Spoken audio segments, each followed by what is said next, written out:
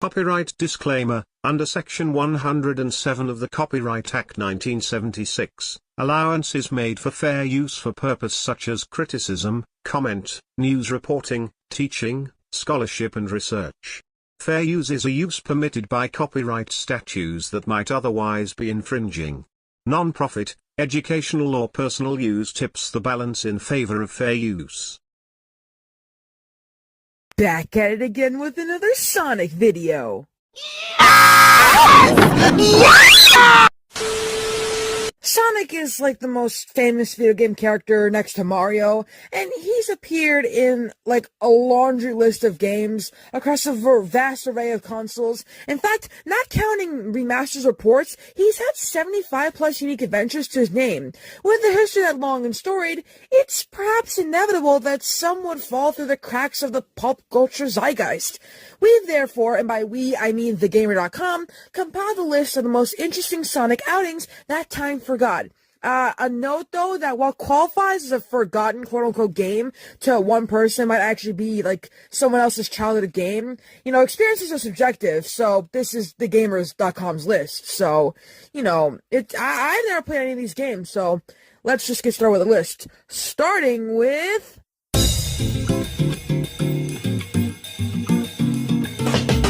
the Sonic Boom subseries was part of an initiative by Sega to give the West its own version of Sonic, boasting weirdly elongated character models, an entire sports drug worth of athletic tape, and irrelevant comedic styling. Boom took in a really good TV show, a few really bad video games, and comic books, but would ultimately fade in less than 3 years. But by far the most forgotten entry in this already pretty memory-hold corner of the Sonicverse is Fire and Ice, Boom's second foray into the 3Ds, or onto the 3DS. It was actually a decent time, zipping through corridors made of water and freezing them with your new ice powers, or, likewise, lighting explosive blaze of fire, but sadly, it just couldn't escape the heavy shackles of Rise of Lyric's reputation and sold like dog water. Sega has never made a secret of positioning its blue boy against a certain red-caped leak fixer. After all, they do what Nintendo don't. I'm sorry. Anyways, and on the Dreamcast, it decided to try to take a slice of the Mario Party pie. Sonic Shuffle was a rough attempt to replicate what makes those games a righteous smash, and has never been ported since, making it a mere footnote in Sonic history. A selection of bland, sterile boards are your setting for tedious dice rolling and clunky minigames that scarcely function. The characters never shut up, and you inexplicably have to sit through reams of pointless filler cutscenes before even touching your first board. Pair that with unfair AI opponents in a single player, and you have a recipe for undiluted misery.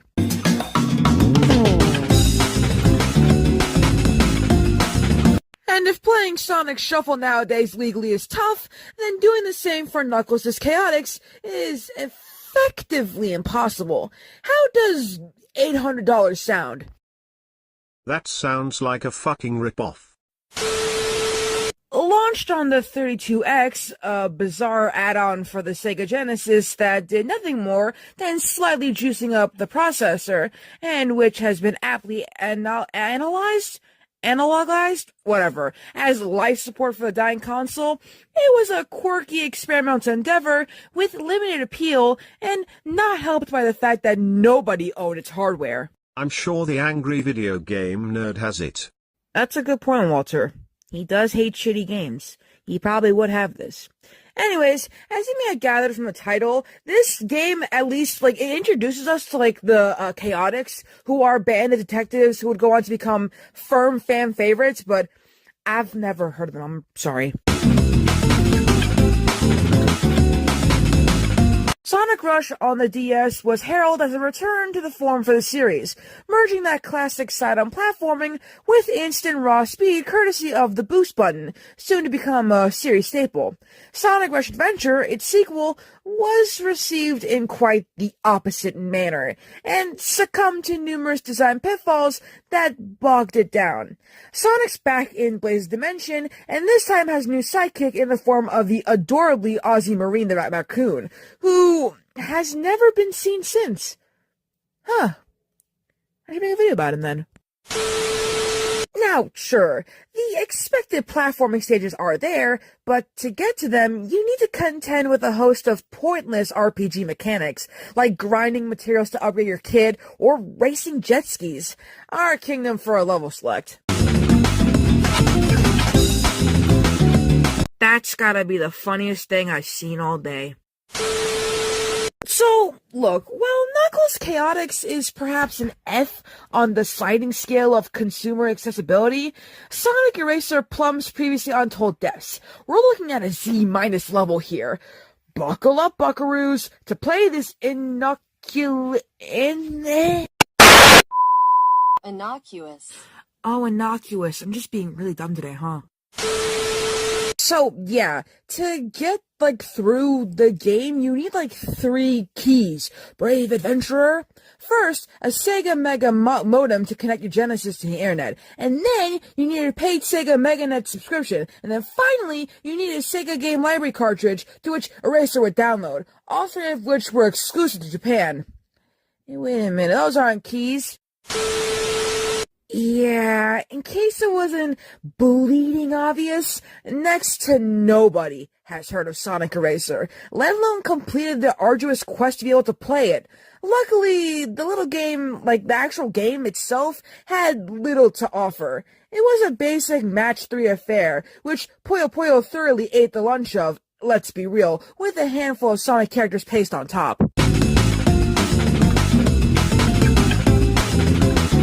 I know what you're gonna say. I know you're probably thinking that, thegamer.com is stretching the definition of game for this specific thing in the list, as it's essentially a glorified vending machine, but there's actually a screen into which you input controls, and all associated trademarks and copyrights refer to it as a software, so it counts only on a purely technical level. Popcorn Shop is exactly what it says on the tin. You put your shiny coin into the slot, and then you'd have to turn wheels and pull levers, as instructed by Sonic, to dispense your high-sodium treat. For what it is charming, but it's easy to see why it never caught on in America. Real talk though, I probably would get this. I don't know. I'll figure it out. Listen, if someone can get me this somehow, I'll be really happy. I'd be so happy, so happy.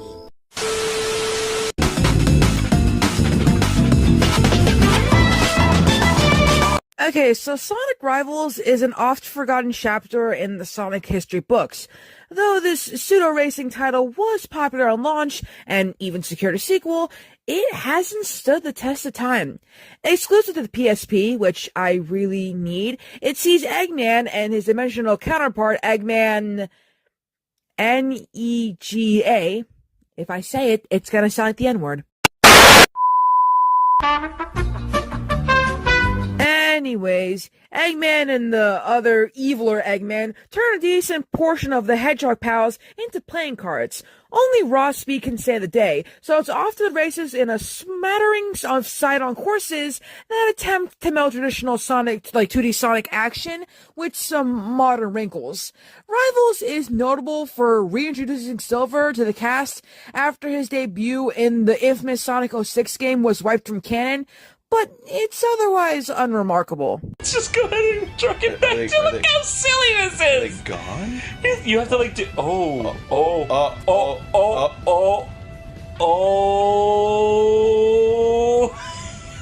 Okay. Aaron, don't leave! Aaron, don't... Aaron! I love you! No, I'm fucking done! I'm fucking done! No, you're not! This is bullshit! I'm gonna go... This is fucking bullshit! I can't get off! What is this? I can't get off! What is this? I'm stuck! What is my life?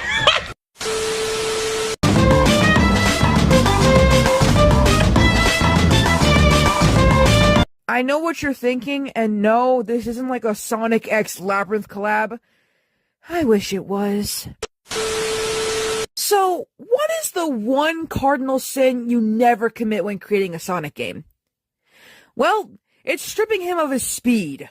It's like Mario without his mushrooms, Crash without his Wumpas, Bubsy without his... rampant mediocrity. God, I hate Bubsy. Good one, Bubsy. Hey, want to be a cast member on Saturday Night Live? I know you'll make the most of it. I'm leaving you, Bubsy.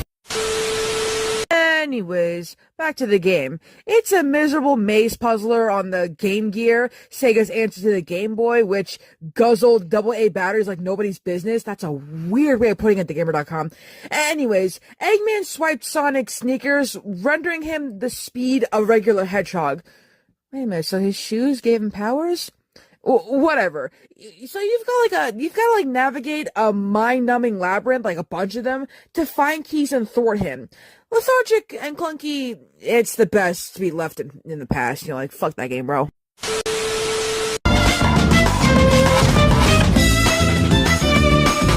Launched for the Neo Geo Pocket Color, itself a system lost to the mists of collective indifference, which doesn't bode well for the game's continued relevance.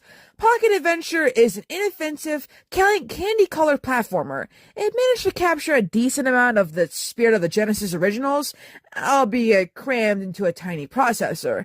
Level themes and music are repurposed from the classic trilogy, as are the bosses. It was ideal for blue blurring on the go back in the day, but there's little reason to return to it now, although it remains a curiosity for being one of the few Sonic titles to attract perfect 10 scores. Okay, I gotta know who wrote this list, cause he or she or they is like killing it with these like freaking names. When Donkey Kong Country strutted onto the scene in 1994 with its fancy pre-rendered 3D graphics, it knew not the terrors it would unleash. Suddenly, pre-rendering became the hot new trend, and while some projects like Super Mario RPG pulled it off with minimal hiccups, Sonic Blast on the Game Gear did not. This is a diabolical 2.5D platformer in which Sonic and Co. appear as revolting, plastic-looking sprites who move as if they're like hooked up to car batteries. The controls feel like treacle, the sound design to your ears, and the whole experience taps out in under an hour. Small mercies. Yet another installment in the curiously titled Sega Sonic Anthology. Perhaps for a while there was concerned people who would forget who developed the series? Whatever. This was an arcade cabinet that introduced Mighty the Armadillo and Ray the Flying Squirrel to the lineup. Mighty and Ray passed into Sonic lore as heroes who'd gone MIA for 2 decades. Wanted posters for them can be seen in Sonic Generations, and they last reappear as playable faces in Sonic Mania's Encore DLC. Sega Sonic was controlled using a gigantic plastic trackball, which was built into the machine, and which in most cases soon became very, very sticky. Your task is to roll Sonic and his chums through a host of obstacle courses, but it isn't easy. Prepare to load up on quarters if you ever encounter a cabinet still operating in the wild.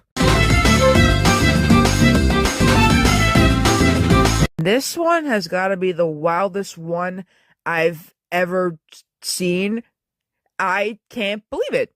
The product of a licensing deal between Sega and Orion Entertainment that saw a PS Entertainment game, or edutainment game, it don't matter, okay? Which previously had nothing to do with Sonic at all in the first place, being retooled at the very last second, gave us Sonic's Schoolhouse, and that is a truly surreal experience. Poorly animated Sonic, voiced by someone making no attempt whatsoever to actually sound like him.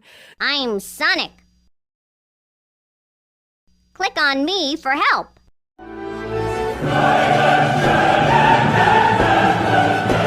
What the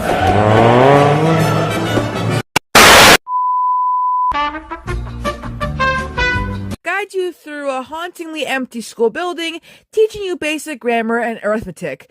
There's a somber loneliness to the whole thing, and in the age of analog horror, it's difficult to not get the willies. Stick to textbooks, kids. Oh, and to any analog horror creators, take this, bro. Take this and turn it into something, okay? There's like barely much Sonic analog horror. Take this, turn it into analog horror.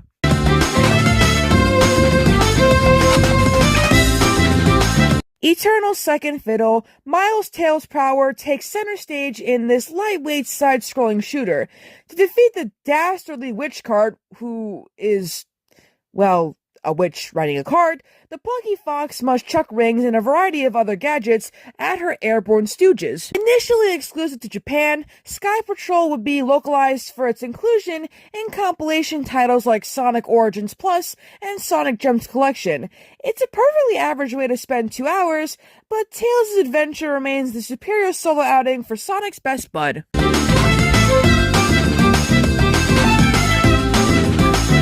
Sonic the Hedgehog's game world is like Leapfrog with less budget. We're truly scraping the barrel of obscurity at this point. Game World was a title for an ill-fated Sega Pico, which is a chunky handheld device intended as an educational tool for toddlers. It came with a pen, space for making notes, and included a rudimentary touchscreen, hence what I said before. Game World and its sister title Tails Music Maker ostensibly teaches reaction speed and memory, but really it's just a collection of naft minigames. You'll be tossing basketballs in hoops, steering toy cars, and whacking moles, but it all has next to nothing to do with Sonic.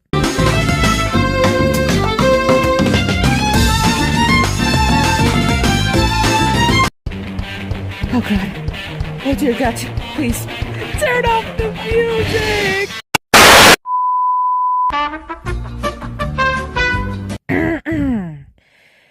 Anyways, Sonic Chronicles had a tidal wave of hype behind it. This was to be the first fully fledged Sonic RPG, a genre into which Mario had ventured with glorious success, and it was being developed by BioWare, patron saints of the role-playing realm. Anyone who's touched Star Wars Knights of the Old Republic is aware that BioWare knows its stuff. So, how did Chronicles turn out? It's awful. It's all fucking awful! It's all of it, and every single one of them sucks! Sadly, behind-the-scenes chaos and the trademark immovable Sega deadline sunk the effort. Chronicles is a barely finished game. Its battle systems are poorly explained and half-baked, the storyline doesn't make a lick of sense, and the soundtrack, due to the Nintendo DS's limitations, is broken and instead plays ear-splitting placeholder tracks. What should have been a home run instead languishes in obscurity to this day, where it probably belongs. In 2022's Sonic Encyclopedia, a book that details every aspect of Blue Blur lore, Chronicles is officially decanonized. Thanks to legal woes with former Archie writer Ken Penders that were spurred by the game, it's doubtful it'll ever be referenced again. And that's the whole video. I hope you guys enjoyed me talking about Sonic again. I might talk about him again in another video, talking about how long it would take to complete every Sonic game. But let me know if you guys want that in the comments down below, because I wouldn't mind doing it. It's just that, I got a whole list of things to do. The next video is going to be a movie review, because I haven't really done those in a while. And I will be doing another movie review again after I talk about the Ghostbusters 3 movie we never got. But I still hope that you enjoyed the movie. Make sure to like, comment, and subscribe. And I'm going to see you guys in the next videos.